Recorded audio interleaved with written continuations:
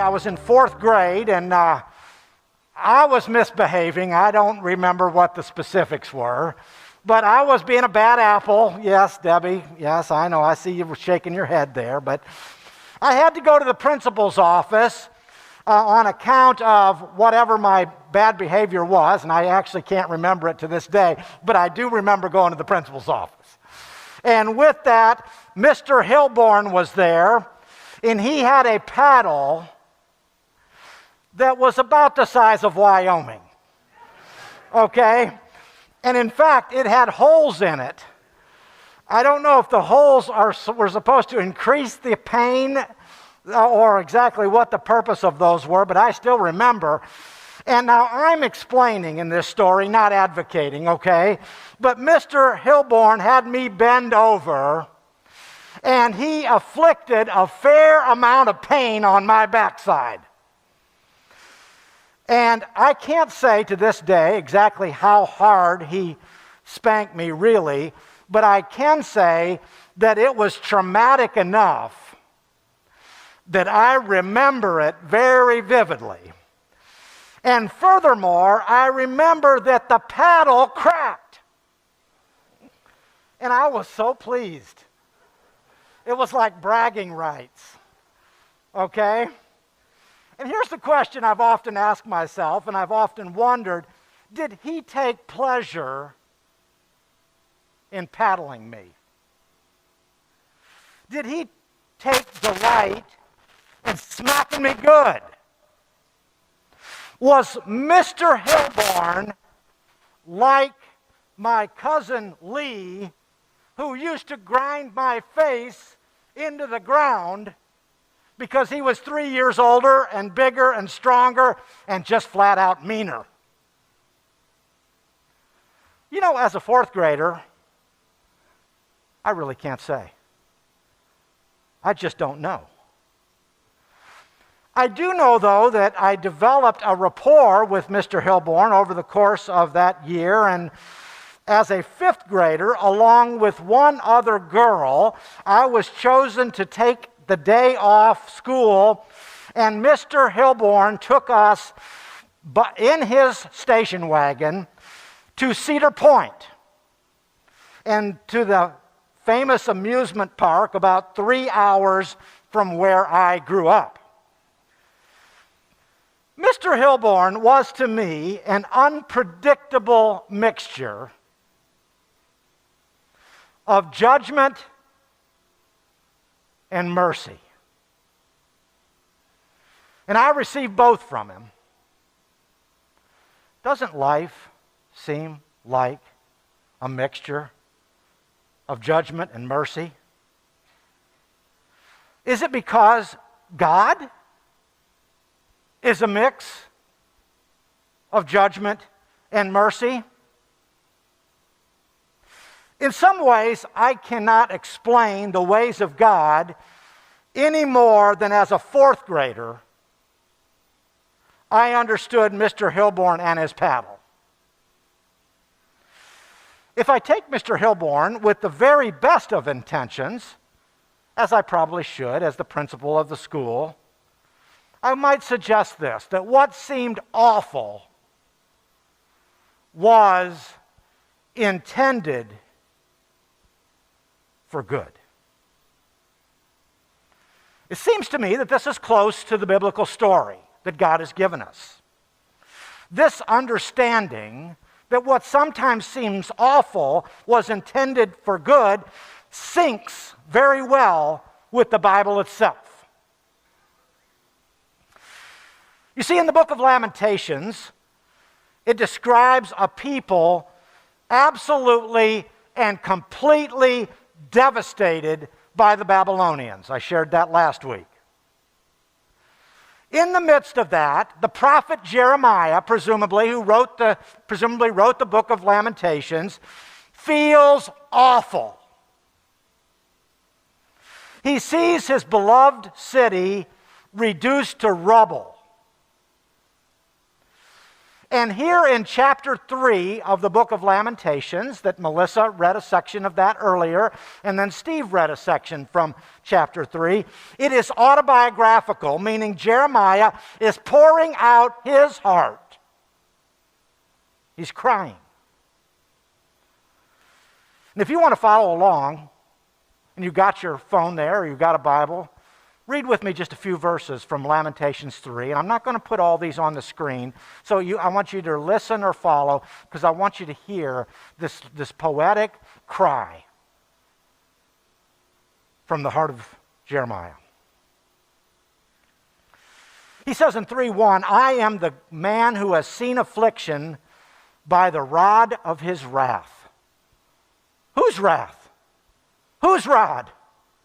This is coming from God. We could translate this as saying something like this: I feel like I've been beat with a stick.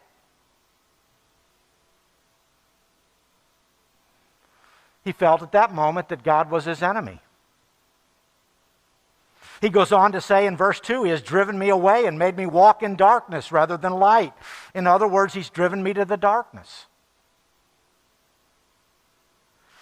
He goes on in the text to say in verse 4, he's made my skin and my flesh grow old and has broken my bones. He's worn out my skin and bones. He says, I'm a prisoner weighed down with chains. I cry out and my prayer is blocked. I've been dragged off the path and mauled by a lion that was hiding in the ditch. I'm not making this stuff up. This is right in our Bible. You see, Jeremiah feels forgotten and broke and broken. I like the way he puts it in verse 18 of the NIV. It says this: So I say, my splendor is gone, and all that I had hoped from the Lord. Interesting translation. In other words, my sense of being alive, my sense of wonder for life. I know I've been made in God's shining glory, but I feel wiped out. Jeremiah is experiencing God's heavy hand, and he clearly sees these bad things that have happened as God's judgment upon him. Now, I think for us as moderns, we might be tempted to attribute what happens to Jeremiah as having some other source. We might say, well, that's Satan that does that. Or it's fate. Or it's natural disasters.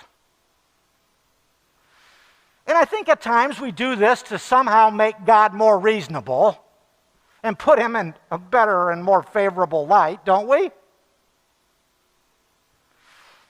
The ancients, though, had such an awareness of God's complete sovereignty, his splendor, his greatness, his power, his control, his rule,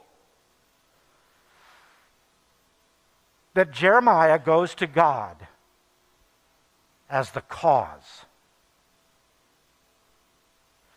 I think this is jarring to most of us in our modern sensibilities, and maybe if it could even be understood by people in the church, we're fairly confident that people outside will not think much of God if God is viewed this way. So the section then of judgment culminates in verse 19, and Jeremiah says this: I remember my affliction and my wandering, the bitterness and the gall. Put another way, I remember when I was homeless, penniless, and it was like bitter poison. So the question this morning that I want to ask and explore for just a moment is, can we see beyond the harsh judgment, our temptation to bitterness,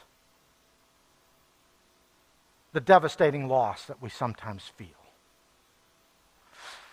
Because in the next few verses, we meet some of the most amazing, beautiful verses in the Bible coming out of that context. The verses that Melissa shared earlier that prompted Amy Basir to write the song, "The steadfast love of the Lord never ceases. His mercies never come to an end." And one stunning devotional truth from this section is simply this: if the steadfast love of the Lord never ceases and His mercies never come to an end, and they are new every morning, great is your faithfulness, Lord, then we never have to live on yesterday's blessings. They are fresh every morning, like manna in the desert, like freshly baked bread. God's mercies are suited perfectly for this day set before us. Today's mercies are not designed to carry tomorrow's burdens. Today's mercies are for today's burdens. So we ask, how will we get through this? Well, there'll be new mercies tomorrow for that. Our job isn't to have the strength for tomorrow's burdens. Our job is to trust the mercies given for today and to believe that there will be new mercies tomorrow. But there's more. That's a little devotional snippet in the middle of this section that I wanted to offer, and it's a powerful one, but there's more. Dane Ortlund, in the book Gentle and Lowly, points out the perfect symmetry of this book of Lamentations. Poetic symmetry. There are 5 chapters. The first 2 chapters have 22 verses. The last 2 chapters have 22 verses. The middle chapter, chapter 3, has 66 verses. It's just this incredibly balanced, thoughtfully organized composition. At the midpoint, chapter 3 and verse 33, the very, very center of the book, our text says this: He does not afflict from the heart or grieve the children of men. Ortlund describes this as an implicit premise and an explicit statement. Let me explain. The implicit premise: it is God who afflicts. He is sovereign, He is ruler, He is governor over all things. Again, it's a hard concept for us as moderns and postmoderns. But it's His world through and through. Nothing is by chance. God is over all and in all and through all, and He causes the pain. He allows the pain. He allows trouble. And to use the words of the writer of Hebrews, He disciplines. Or we could even say He punishes with a goal in mind. Now, God is not cruel. He is not arbitrary. And I believe we often think of God's wrath in very human terms. Maybe we remember a father, an uncle, a cousin, a boss, or Mr. Hilborn. And maybe it was anything but righteous. And so we think that God is that way too.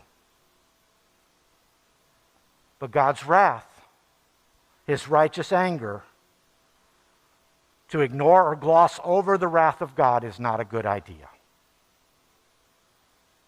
as if God doesn't care when we are trapped or hurt others with sin. In other words, to gloss over God's righteous anger is to trivialize sin done to us, sin in the world, sin that we've done as something not so significant. But Ortlund points out that he does not afflict from the heart.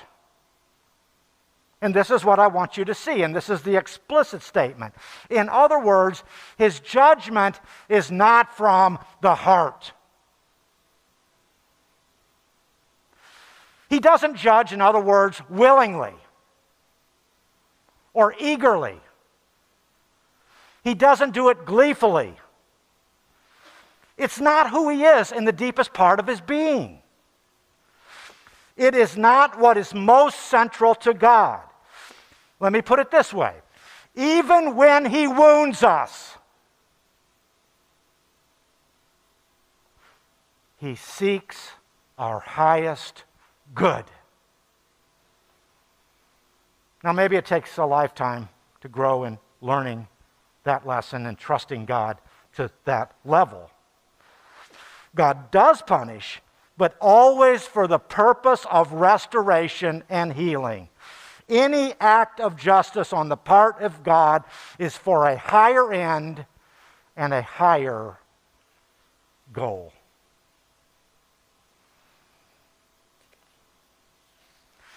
Meanwhile, mercy. This is what God does with his whole heart. Not judgment, but mercy. Now, for just a minute. If I catch you off guard, what leaps out of you before you catch yourself? Any of you tend to be reactionary? Or judgmental? But if you catch God off guard, what leaps out of him? Does he fly off the handle? No. His impulse, his heart is to do good, to extend mercy.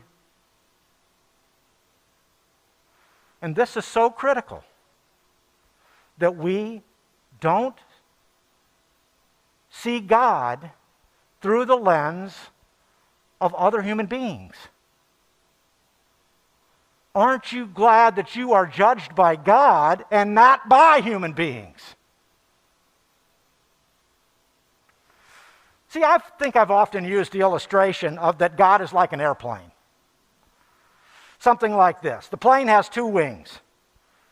There's the justice of God and there's the mercy of God. And this assumes an equal and proportionate balance in order to keep this plane in flight.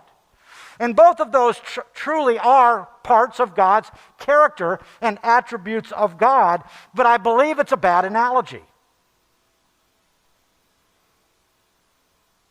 In fact, Ortlund quotes a pastor theologian from a previous century from Isaiah 28 and 21 and describes God's acts of justice or judgment as his strange work.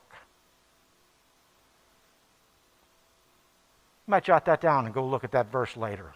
Isaiah 28 and 21. Judgment is God's strange work, while mercy is the natural work from his heart. And you might want to take a picture of that and mull over it this week. Judgment is God's strange work, while mercy is the natural work from his heart. Many of us, left to our own intuitions, we might believe that God's mercy is his unnatural work and his judgment comes easy. This is to misunderstand God. Many people, many followers of Jesus, live in constant fear that somehow God is out to get them. I'm trying to help us see. That's not what the Bible teaches. That's our natural instinct, maybe, to believe that. So I pray that this revealed Word of God, not your natural impulses, not the world's example, not the unknown and unpredictable motivations of Mr. Hilborn, rather the Word of God revealed in Jesus Christ will teach you differently. God is more involved in your hurt, in your pain, in your suffering, and in your discipline than you might have imagined. His judgment is his strange work. His heart is mercy. Jesus Christ on the cross becomes our definitive teacher of God's heart. And through his death, he tells us mercy triumphs over judgment.